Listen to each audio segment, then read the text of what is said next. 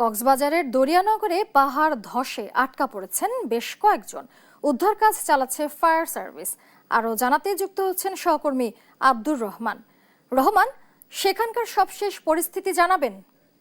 ছিলেন গত 2 দিনে কিন্তু কক্সবাজারের 3 জন এবং রোহিঙ্গা ক্যাম্পে 9 জন মিলে 12 জনের শরীর সমাধি হলো পাহাড় ধসে।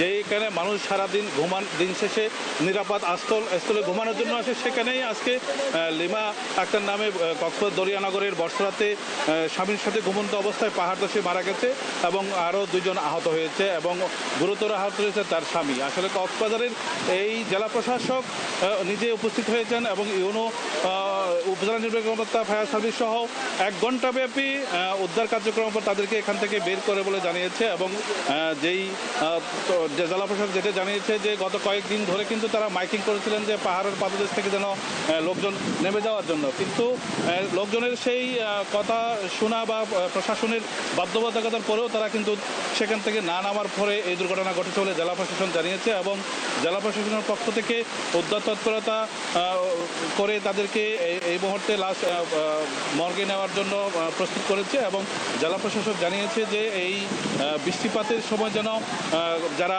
পাহাড়ে বসবাস করে তারা যেন নিরাপদ স্থলে আশ্রয় কেন্দ্রে চলে যায়। এবং কক্সবাজারের যদি বলি, গত 3 দিন ধরে কিন্তু একটানা বৃষ্টি হচ্ছে। গতকালকে 300 মিলিমিটার এবং গত 24 ঘন্টায় 129 এবং গত 12 ঘন্টায় কিন্তু প্রায় 52 মিলিমিটার বৃষ্টি রেকর্ড হয়েছে বলে আবহাওয়া অফিস জানিয়েছে। এবং সতর্ক সংকেত 3 নম্বর জারি রয়েছে এবং আগামীকালকেও পর্যন্ত এই বৃষ্টির সম্ভাবনা আছে বলে জানিয়েছে। বিশেষ করে বেশি বৃষ্টি হচ্ছে কুতুবদিয়া এবং চকরিয়া এবং চট্টগ্রাম অঞ্চলে কিন্তু বৃষ্টির হটস্পট বলে জানিয়েছে।